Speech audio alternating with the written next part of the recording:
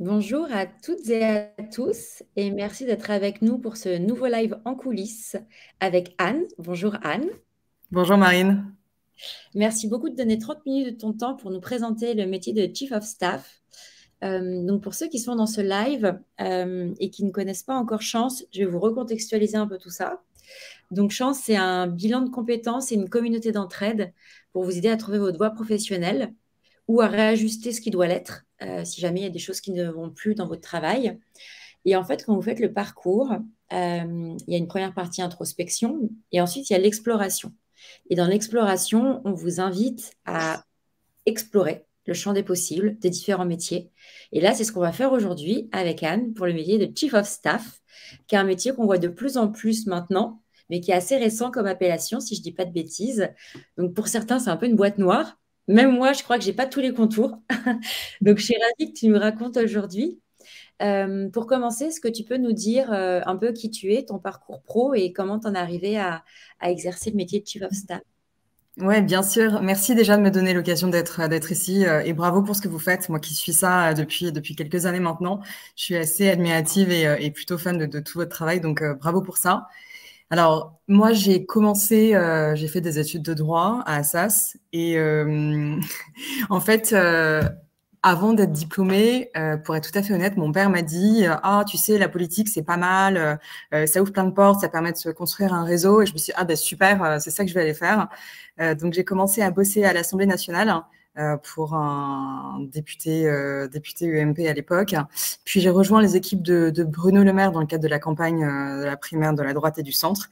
Et quand on a perdu, donc ça c'était fin 2016, les différentes écuries donc des candidats à la primaire ont tout ou partie rejoint les équipes de François Fillon pour la présidentielle. Donc je me suis retrouvée là. Et j'étais l'adjointe de quelqu'un de super qui s'appelle Myriam Lévy, qui avait été la DIRCOM de François Fillon à Matignon pendant 5 ans.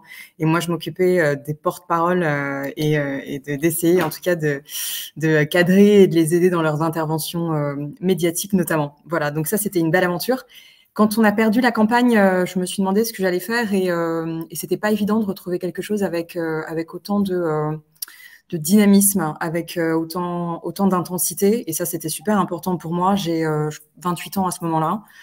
J'ai passé plusieurs années en politique et voilà, là, c'est un peu le trou noir. J'aurais aimé connaître Chance à ce moment-là, du coup, parce que c'était une petite traversée du désert qui a duré 6 mois, jusqu'à ce que je rencontre quelqu'un qui s'appelle Marion Dariotor et qui avait monté une boîte de conseil en com qui s'appelle Elan, qui avait été rachetée par un groupe américain qui s'appelle Edelman. Donc, ça a donné Elan Edelman. Et elle m'a proposé de la rejoindre pour deux choses. Enfin, une première, d'abord, c'était m'occuper avec elle de la practice accompagnement dirigeant, qui était l'équivalent en fait d'une practice de chief of staff externalisée. Et donc, je l'ai rejointe fin 2017. Je suis restée 3 ans avec elle. Et au bout d'un an, je suis devenue justement sa chief of staff. Donc, j'avais une double expérience de chief of staff. En fait, j'avais d'un côté une douzaine de patrons pour lesquels j'étais chief of staff en externe.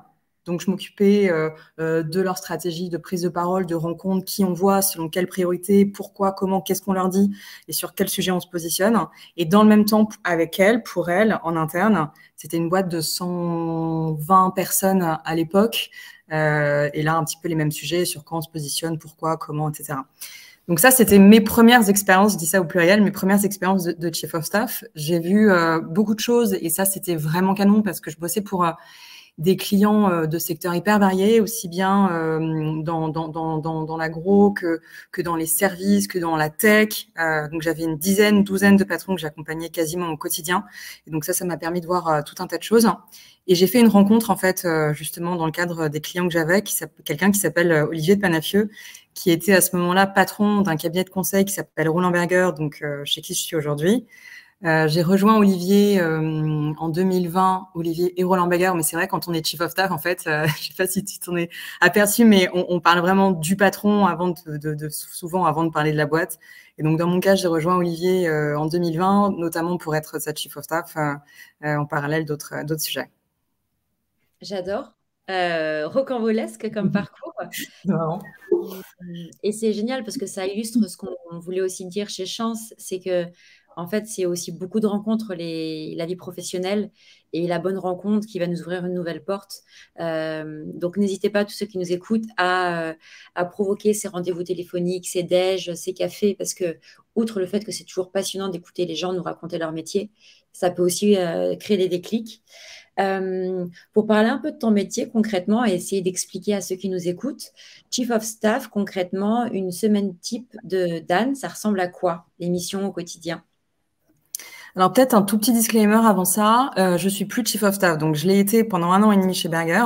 Je le suis plus, j'ai arrêté de l'être quand le quand le patron, donc Olivier dont je parlais, est parlé. Moi j'ai pris d'autres fonctions aujourd'hui, mais tellement amoureuse du métier, tellement en admiration et proche des gens qui l'exercent. Et comme tu le disais, c'est une tendance hyper lourde qui s'implante dans les entreprises françaises, et en fait c'est assez rare d'avoir des nouveaux métiers comme ça qui s'implantent de manière aussi forte dans les entreprises françaises. Il y a eu quelques tentatives avec, on l'a vu, le Chief Happiness Officer notamment, etc. Des choses qui ont pris, mais de manière un peu ponctuelle, je dirais.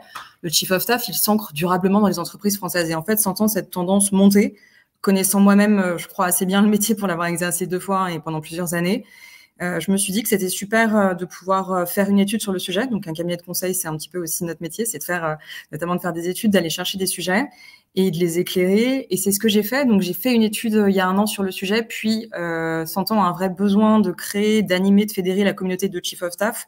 Il y a à peu près 1000 Chief of Staff en poste aujourd'hui. Donc, quand je dis que c'est une tendance lourde, je crois que ça s'illustre assez bien. Et donc, on a monté aujourd'hui, et c'est aussi à ce titre-là que j'interviens, c'est qu'on a monté aujourd'hui, donc chez Roland Berger, avec l'Institut Choiseul, un club Chief of Staff dont je parlerai tout à l'heure. Pour revenir à ta question, donc une semaine type de Chief of Staff, c'est extrêmement variable. En fait, c'était intéressant de faire cette étude sur le métier de Chief of Staff. C'est qu'en fait, un Chief of Staff, il n'y a pas 2 Chief of Staff qui se ressemblent, dans le sens où il y a autant de fiches de poste de Chief of Staff qu'il y a de Chief of Staff en poste.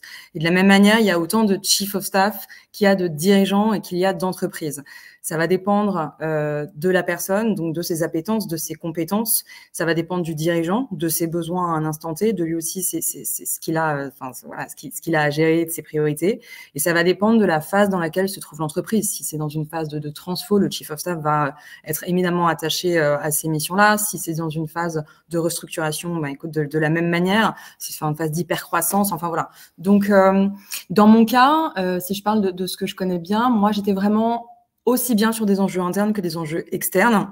Donc, sur les enjeux internes, je te donne un exemple. On a fait tout un plan de transfo du cabinet qui a duré 18 mois. Donc, qu'on a construit. On a construit donc 25 chantiers avec une feuille de route, des KPI et des porteurs. Et donc, là, une fois qu'on pense le projet, il s'agit de se dire comment on va le mettre en œuvre, avec qui. Et ensuite de suivre le déroulé, de faire une sorte de PMO en fait du projet. Donc ça, c'était notamment pour la partie interne. Moi, j'ai la chance d'être au comité de direction, donc il y avait aussi l'organisation de ces comités de direction. Et c'est d'ailleurs une des missions qu'on retrouve quasiment systématiquement dans les fiches de poste des Chief of Staff, c'est l'organisation des COMEX, des CODIR, parfois des boards, quand il y a des boards, ce qui n'est pas notre cas. Voilà, donc ça, c'est pour la partie interne. Et sur la partie externe, c'est vraiment le rayonnement, la visibilité du dirigeant, mais aussi du cabinet, donc de l'entreprise, et le dirigeant au service finalement du cabinet. Donc là, c'est un petit peu ce que je disais tout à l'heure. En réalité, c'est qui est-ce qu'on voit, de quoi on parle, pourquoi, selon quelle priorité, comment on se positionne par rapport aux autres, et puis finalement, quelle feuille de route on déroule, et puis comment on se positionne pour l'avenir. Comment tu le traduis en français? C'est une bonne question. En fait, Chief of Staff, ça s'inspire du directeur du cabinet, donc en politique. Ouais. Et en fait, on peut dire directeur de cabinet. Moi, je pense que dans la pratique, un Chief of Staff, c'est vraiment à l'intersection du directeur du cabinet qui gère le fond et du chef de cabinet qui aussi a un enjeu à gérer l'agenda et surtout les priorités. Ce qu'il faut savoir aussi, c'est qu'un Chief of Staff travaille rarement seul. Il y a généralement, grande majorité des cas, un ou une exécutive assistante qui va être là pour aider justement à gérer l'agenda en coordination donc avec le Chief of Staff qui, lui, va établir les priorités du dirigeant. Ok, hyper intéressant. Et je t'avoue que moi, naïvement, il y a quelques années, la première fois que je voyais ce titre, Chief of Staff, je me disais, ok, c'est celui qui gère le staff, quoi, l'humain. Parce que c'est vrai que c'est un peu un faux ami. Ouais. Alors que quand je t'entends, oui, effectivement, on est sur du directeur de cabinet, on est sur bras droit du CEO. Il y a un peu de DIRCOM aussi. Oui, il peut y avoir. En fait, pardon de te couper, ce qu'on a vu dans le cadre de l'étude, c'est qu'il y a différents idéotypes de Chief of Staff. Le plus courant, celui qui revient le plus, c'est celui du sparring partner, donc qui aide et qui challenge le dirigeant. En fait, un Chief of Staff, il est vraiment là pour challenger. Il est là pour aider le dirigeant, il est là pour doubler son temps de cerveau disponible, il est là pour le seconder aussi, pour le relayer sur tout un tas de sujets. En fait, et ça, c'est devenu de plus en plus important parce qu'un dirigeant, tu as dû remarquer ça comme moi, on demande de plus en plus de choses, on attend de plus en plus de choses. Donc, qu'il soit gestionnaire, visionnaire, leader, communicant, porte-parole, enfin voilà. Donc, ça fait vraiment beaucoup et les journées, elles font que 24 heures. Donc, avoir un chief of staff, avoir quelqu'un qui peut jouer justement ce rôle de sparring partner, c'est hyper important. Hyper clair, merci beaucoup. Et ça répondait effectivement à la question de Fabienne qui était quelle est la différence avec responsable de com? Mais du coup, il y a des frontières qui se touchent. N'hésitez pas dans le chat si vous avez d'autres questions plus précises sur le métier. Moi, j'en ai une autre pour toi. Chez Chance, on dit qu'un travail, c'est 4 piliers. Le premier, c'est le métier, ce que tu viens de nous expliquer. Le deuxième, c'est la finalité, c'est le sens que tu trouves dans ton travail. Est-ce que tu peux nous partager, bien que c'est évidemment subjectif, le sens que toi, tu y trouves dans ton travail? Je pense que un chief of staff, le sens qu'il trouve dans son job, c'est le sens de la boîte.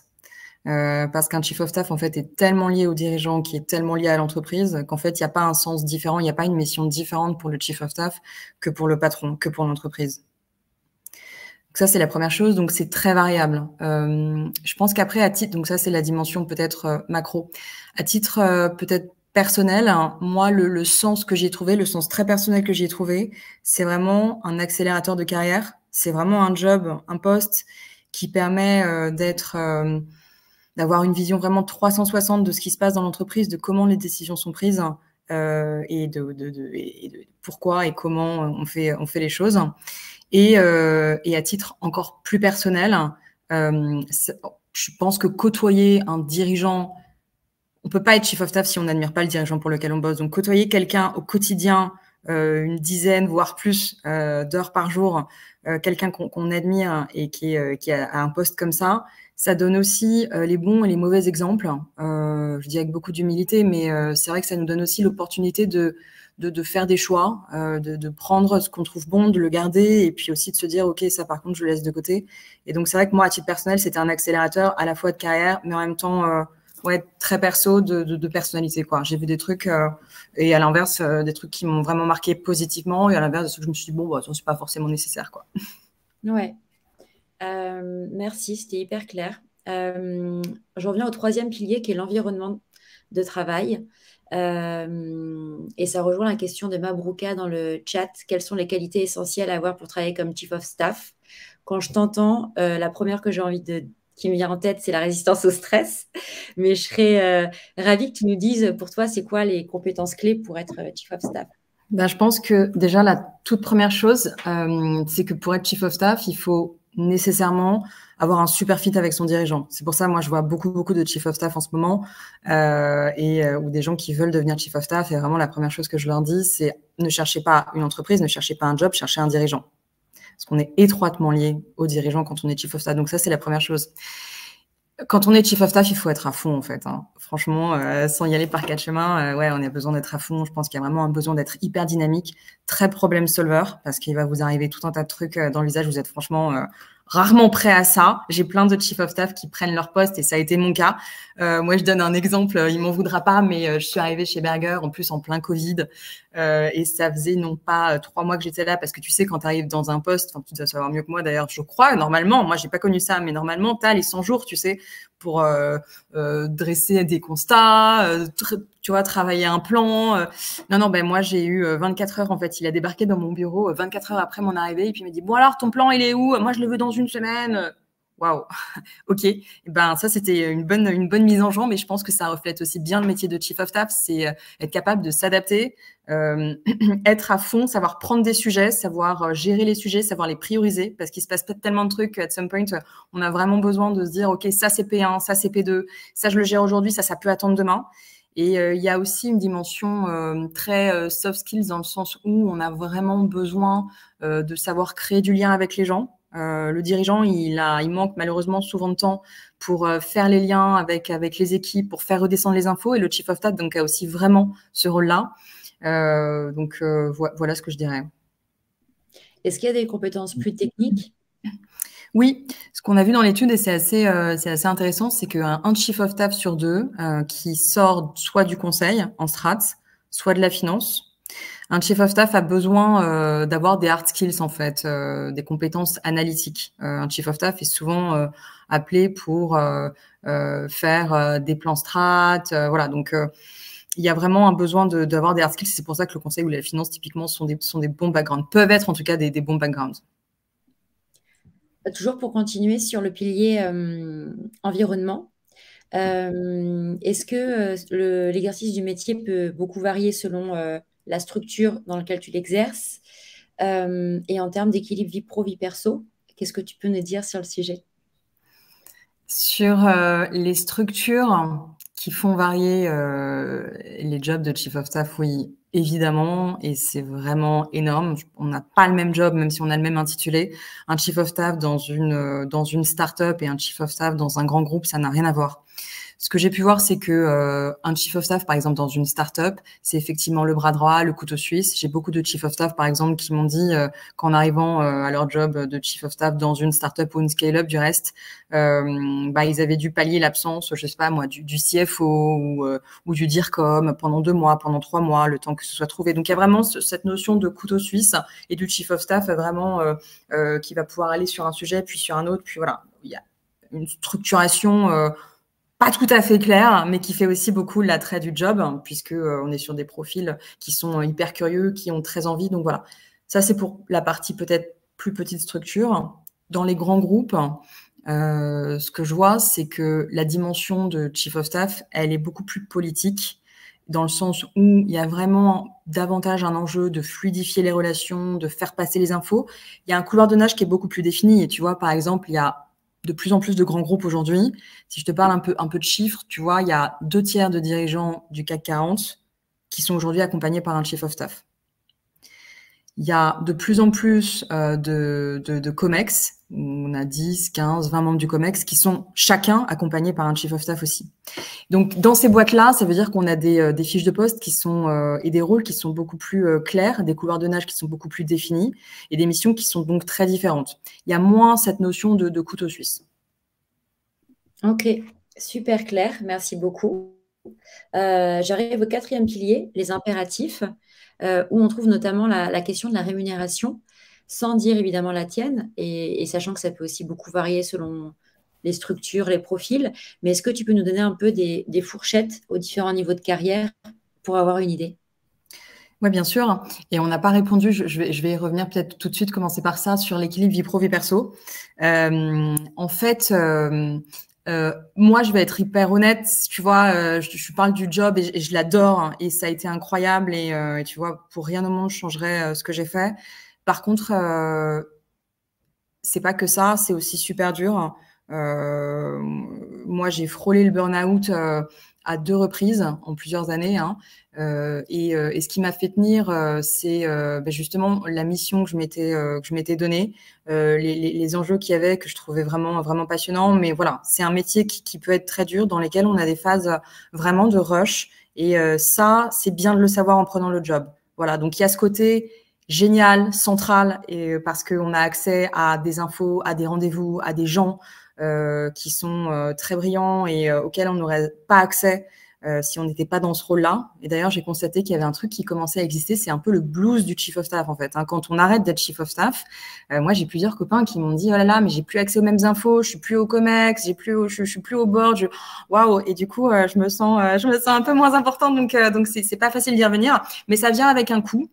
Moi, j'appelais ça, quand j'y étais, le coût caché. Donc, il y a ce côté très shiny qui est top, mais il faut pas négliger et avoir en tête qu'il y a un coût caché c'est dur, hein, tu bosses dur. Moi, je m'arrêtais rarement avant 21, 22, 23 heures. Les week-ends, ça n'arrivait juste pas que je coupe mon ordi pendant 48 heures. Voilà. Et pour autant, on l'accepte ou on l'accepte pas. Et peut-être un truc qui est important aussi à dire, c'est que Chief of Staff, c'est pas un métier qu'on fait toute sa vie. C'est un métier généralement qu'on fait entre 2 et 3 ans, peut-être 4, parfois plus, mais rarement. Voilà, la moyenne, c'est entre 2 et 3 ans, donc c'est aussi un choix qu'on fait. Sur ton autre point, des rémunérations, oui. Alors, dans l'étude, ce qu'on a vu, c'est qu'un chief of staff junior peut commencer entre 50 et 70 cas. Donc, quelqu'un qui sort d'études. Dès qu'on commence à avoir 2-3 ans d'expérience, et suivant les entreprises, on est rapidement entre 70 et 100 cas. Mais bien sûr, tout ça, ça dépend des structures. De mémoire, on avait noté que la fourchette de 100 à 150, c'était à peu près un tiers des chief of staff. Mais là, ils commençaient à être assez expérimentés. C'était plutôt entre 7 et 10 ans d'expérience. Et après, on passait facilement la barre des 150 cas dès lors qu'on est effectivement chief of staff de CEO dans un grand groupe avec 10 ans ou plus d'expérience. Donc, c'est un métier, tu vois, de la même manière que qu'il y a autant de fiches de poste que de chief of staff en poste et que les missions varient énormément en fonction, comme je le disais, des profils, des dirigeants, des entreprises. Les salaires, en vrai, c'est la même chose. Donc, ça se répond sur ce point-là, c'est cohérent. Il y avait une question, on y a un petit peu répondu sur les bons backgrounds, mais en tout cas, ceux qui nous écoutent et qui sont peut-être dans une envie de réorientation, toi, quand tu recrutais ou de ce que tu vois dans le club, quels sont un peu les conseils que tu pourrais donner pour ceux qui aimeraient se réorienter vers ce poste dans le cadre d'un entretien? Qu'est-ce que tu leur recommandes de mettre en avant? Qu'est-ce que vous allez aimer pour les recruter? C'est quoi ce qui est important d'avoir quand on veut postuler à ce type de poste?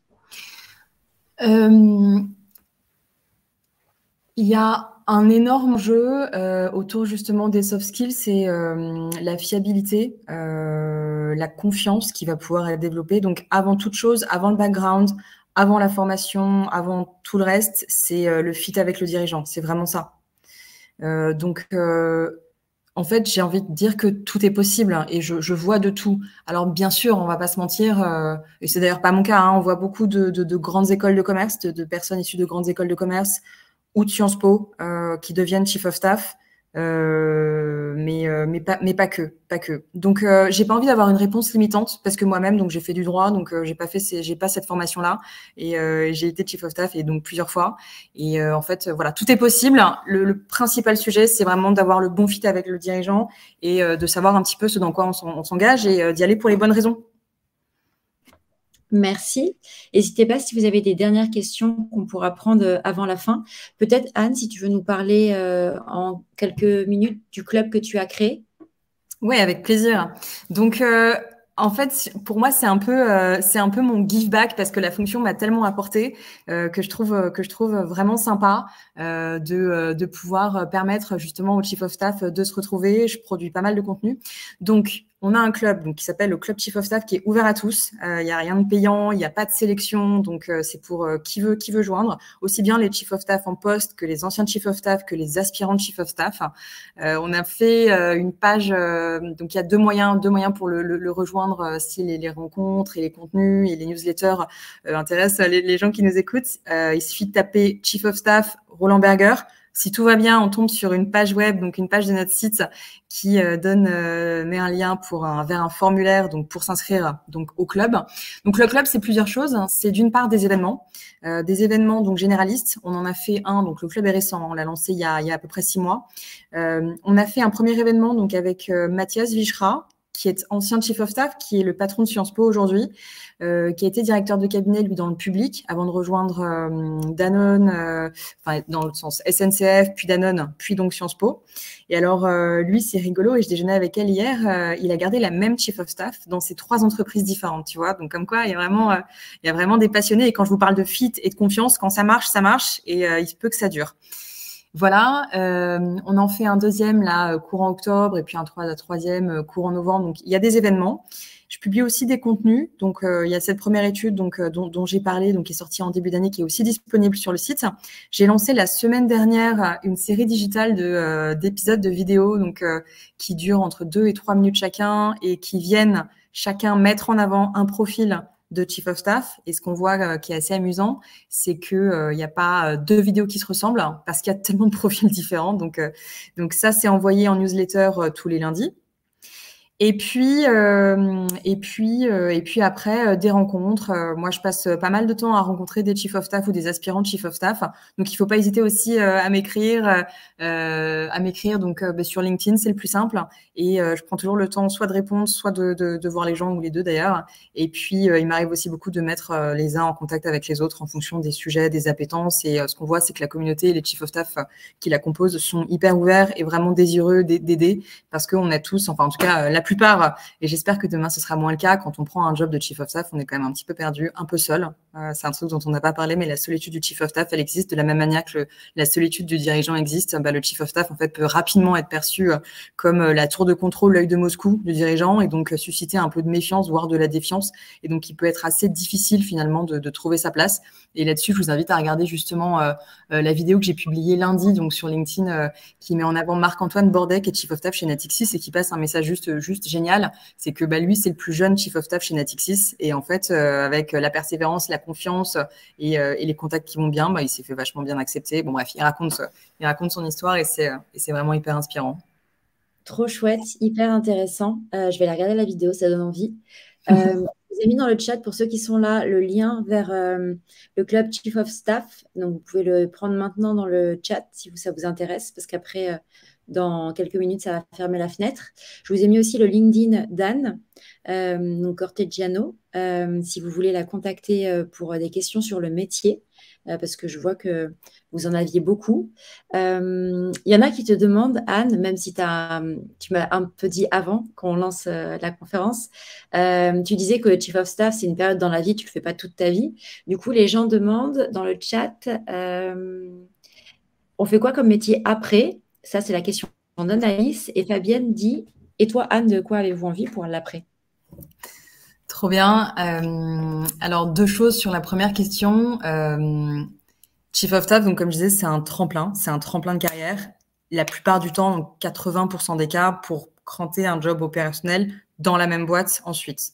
Exemple, un Chief of Staff demain peut devenir directeur de la strat dans la boîte. Un Chief of Staff peut demain devenir directeur des ventes. Tu vois, j'ai un copain qui était Chief of Staff dans une grosse boîte. Il a quitté son job de Chief of Staff. Il a pris la tête d'une région, d'une grosse région, donc tu vois, d'une BU, et voilà. Donc ça, c'est la première chose. La deuxième, c'est que je lance une étude là dans les tout prochains jours, justement pour mieux comprendre ça, comment on prépare le job d'après, ce qu'on fait après, avoir des infos hyper concrètes. Donc pour plus d'exhaustivité, je vous invite à suivre notre actu, et on va donc sortir une étude spécifiquement dédiée au sujet. Donc dans les prochains mois, je pense courant fin novembre à mon avis, fin novembre, début décembre.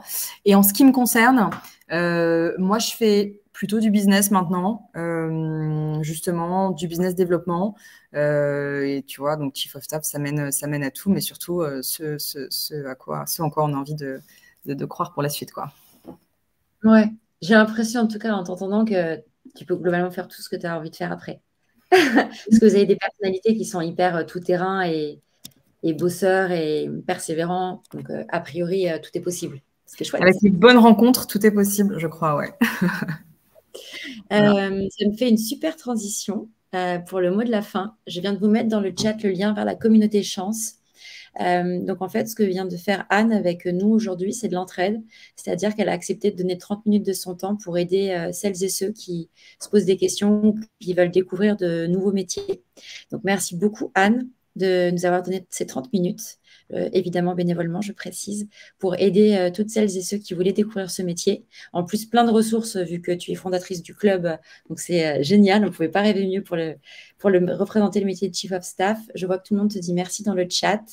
Et vous qui nous écoutez aussi, vous pouvez rejoindre la communauté sur le lien et aider les autres aussi en témoignant sur vos métiers. Parce que l'idée, c'est de créer une grande communauté. Anne le fait avec Chief of Staff. Nous, l'idée, c'est de le faire avec tout le monde pour qu'on puisse tous s'entraider les uns les autres, s'ouvrir des portes, partager des carnets d'adresses, etc. Pour ouvrir le champ des possibles professionnels. Un grand merci à toutes et tous. Merci beaucoup, Anne. C'était une super chouette rencontre. Merci à vous, c'était canon. Et n'hésitez pas à me contacter, je suis avec plaisir entièrement dispo pour ceux qui se poseraient des questions, sans aucun problème. Merci beaucoup. À bientôt. Merci, à bientôt. Au revoir.